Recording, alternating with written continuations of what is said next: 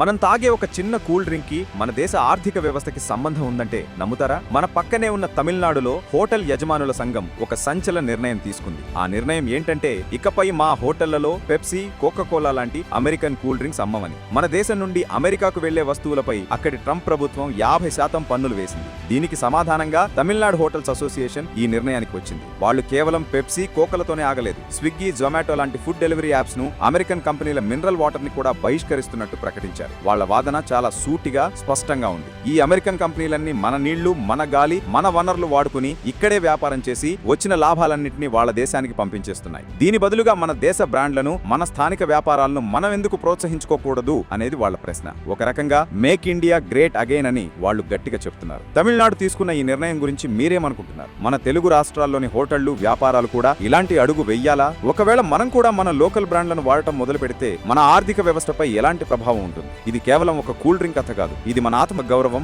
మన దేశ భక్తికి సంబంధించిన విషయం. ఈ సీరియస్ టాపిక్ పై మీ అభిప్రాయం ఏంటో కింద కామెంట్స్ లో చెప్పండి. ఈ చర్చ మనందరిలో జరగాలి. అందుకే ఈ వీడియోను లైక్ చేసి మీ స్నేహితులకు, కుటుంబ సభ్యులకు షేర్ చేయండి. జై భారత్.